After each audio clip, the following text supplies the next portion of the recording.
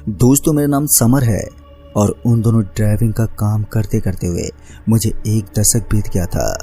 और इस बीते दशक में मैंने काफ़ी सारी चीज़ों को करीब से देखा था और काफ़ी एक्सपीरियंस जुटा लिया था। लेकिन एक दिन मुझे अपने हेल्पर के साथ देहरादून के लिए निकलना था। वैसे तो देहरादून की दूरी यहाँ से 5 घंटे की थी, लेकिन सुबह या फिर दोपहर के वक्त ट्रक को हाईवे पर चलाना इतना आसान नहीं होता, क्योंकि उस वक्त काफ़ी ज़्यादा ट्रैफिक होता है और उसी ट्रैफिक के चलते हम गाड़ी को सड़क पर बहुत ही धीमी गति से चला पाते हैं, जिस वजह से रात में डिलीवरी करना बेहतरीन होता है। फिर शाम हुई और वैसे मैं अपने एक नए हेल्पर राम के साथ डिलीवरी करने के लिए निकल रहा था। मुझे पता चला कि मुझे देहरादून की डिलीवरी करने हैं, इसलिए मैं रात के करीब 9 बजे के आसपास ही अपने ट्रक में ईंट लोड करके निकल चुका था। दरअसल हम एक कजावे के अंदर से ईंटों को लोड करते थे और वहां से उन्हें अलग अलग जगहों पर पहुंचाया करते थे।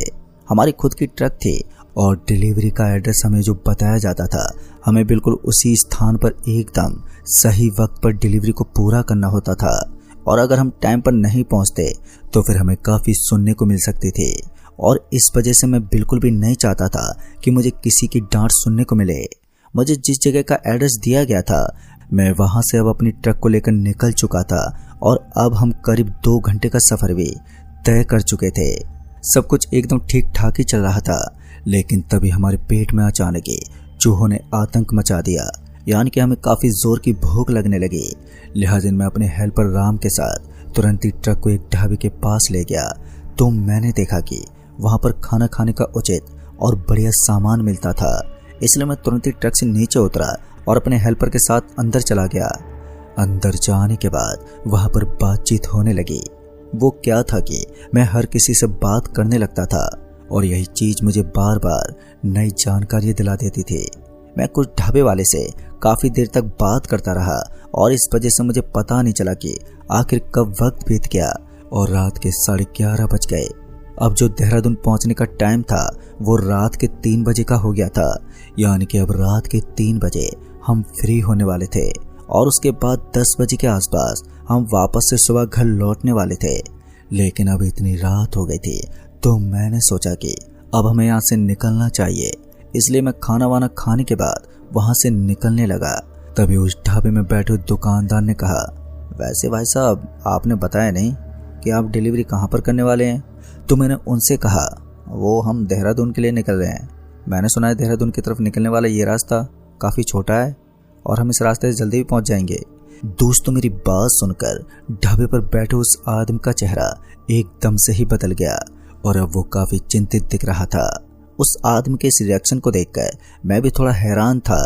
उसके बाद उस आदमी ने हल्की सी आवाज़ में कहा, मुझे लगता है कि आपको 2 बजे तक का इंतज़ार करना चाहिए, उसके बाद आप निकल जाना, क्योंकि 2 बजे के बाद आप उस रास्ते को नॉर्मल मान सकते हैं। तब तक अगर आप कहीं पर रुक जाएंगे तो फिर आपके लिए काफ़ी अच्छा होगा। मैं उस आदमी की बातों को सुनकर अचंभित हो गया था और फिर उसकी ये बात सुनकर मेरे दिमाग में अचानक ही 100 सवाल उठने लगे थे। तो मैंने उस आदमी से कहा, नहीं देखिए भाई साहब, मुझे डिलीवरी आज के आज ही करनी है और मैं नहीं चाहता कि अब ज़्यादा लेट हो जाए। और वैसे भी मैं आज तक अपनी ज़ुबान से हटा नहीं हूँ और मुझे किसी भी हालत में आज ही डिलीवरी करनी है। पर आप ऐसा क्यों बोल रहे हैं कि हम रात के 2 बजे ही यहाँ से निकल जाएं? तो उस आदमी ने कहा, मैं मानता हूँ कि आपकी मजबूरी है, मगर रात में देहरादून की तरफ निकलने वाले उस रास्ते में कुछ ऊपरी ताकत घूमती हैं, जिन्हें वहाँ पर जाने वाला हर इंसान देख सकता है कि वाकई में यहाँ पर ऐसा क्या है। और हाँ, आज तक वहाँ से कोई वापस नहीं लौटा, जिस वजह से ये रात सिर्फ राज ही रह गया है। सचमुच उस आदमी की बात सुनकर एक बार के लिए मैं तो डर ही गया था, लेकिन उसके बाद मैंने अब ट्रक को आगे चलाना ही ठीक समझा और उसके बाद मैं अपने हेल्पर को लेकर वहां से तुरंत ही निकल गया। धीरे धीरे अब रात और भी ज़्यादा गहरी हो रही थी।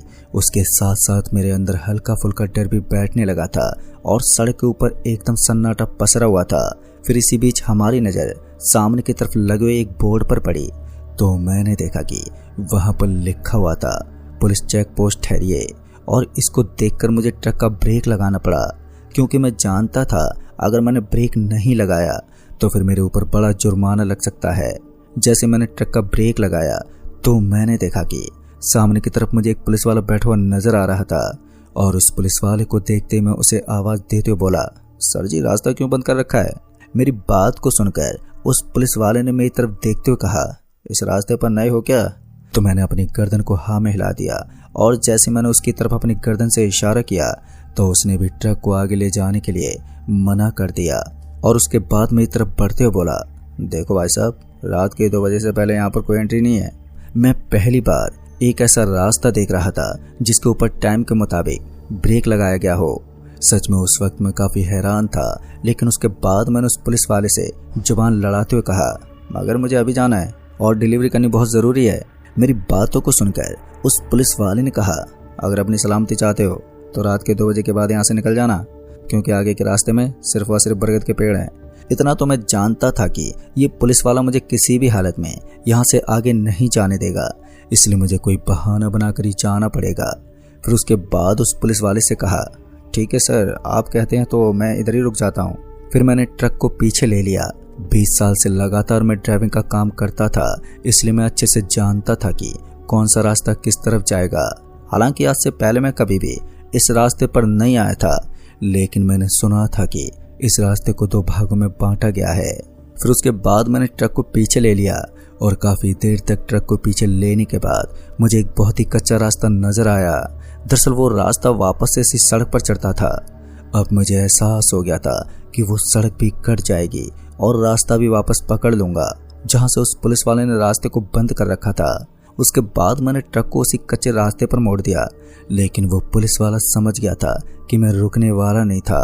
ऐसी हालत में पुलिस हमारा पीछा करने लगती है, लेकिन मैं जानता था कि वहां पर जो पुलिस वाले बैठे हुए हैं वो काफी ज्यादा डरपोक हैं और कभी भी इस तरह की गलती करने की वो कोशिश नहीं करेंगे। फिर उस रास्ते को पार करके मैंने तुरंत ही अपने ट्रक को सड़क पर चढ़ा दिया और उसके बाद हम एक ऐसी जगह पर पहुंचे जहां पर सिर्फ सन्नाटा ही सन्नाटा पसरा हुआ था। उस अंधेरी रात में चारों तरफ हमें कुछ भी नजर नहीं आ रहा था। तभी मेरे बगल में बैठे हुए मेरे हेल्पर ने कहा, उस्ताद जी देखिए ना, सड़क कितनी खाली हो गई है। इससे अच्छा होता कि हम वहीं पर रुक जाते, अभी भी हमारे पास मौका है।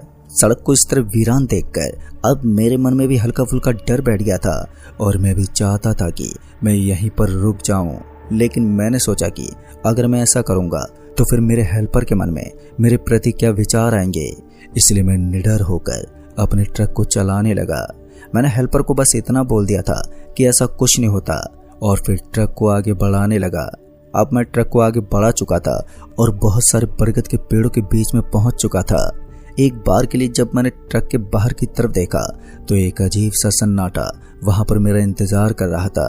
अब सब कुछ एकदम खामोश था और इसी बीच सब कुछ एकदम से उल्टा हो गया। मुझे समझ में नहीं आया कि इस बार ऐसा क्या हुआ कि ट्रक एकदम से पलटी खा गई। बाकी चीजें मुझे उल्टी नजर आ रही थी। मेरे सामने वाले शीशे में 3-4 दरार आ चुकी थी, लेकिन ताजुब की बात तो ये थी कि मुझे अभी तक चोट नहीं आई थी और मैं स्टीयरिंग को एकदम टाइट होकर पकड़कर बैठा हुआ था और दूसरी तरफ मेरे हेल्पर को भी कोई खरोंच तक नहीं आई थी। उसके बाद मैंने सामने वाले कांच को लात मारी और उसे एकदम से तोड़ दिया। फिर उसके बाद जैसे ही सामने कांच एकदम से बिखर गया तो उसके साथ ही मैं और मेरा हेल्पर तुरंत ही अपनी जान बचाकर वहां से बाहर निकले और वहां से बाहर निकलते ही हमने देखा कि चारों तरफ तो अभी भी गहरा सन्नाटा पसरा हुआ था और हमें वहां पर कुछ भी नजर ही नहीं आ रहा था। ईंटों से भरी हुई ट्रक अब एकदम पलटी हुई थी। ट्रक को इस हालत में देखकर मुझे काफी अफसोस हो रहा था कि मैं आज टाइम पर डिलीवरी नहीं कर पाऊंगा, लेकिन कम से कम हमारी जान तो बच चुकी थी। तभी मैंने देखा कि ट्रक बिल्कुल कुछ इस तरह से पलटी हुई थी जैसे किसी ने ट्रक को उठाकर नीचे रख दिया हो और उस हादसे में किसी को भी चोट नहीं आई हो। सच में ये नज़ारा बड़ा अजीब था और तभी हमें हवा के ठंडे ठंडे झोंके महसूस होने लगे। हम जान गए थे कि यहाँ पर कुछ तो अजीब है, इसलिए अब हमें यहाँ पर रुकना नहीं चाहिए था।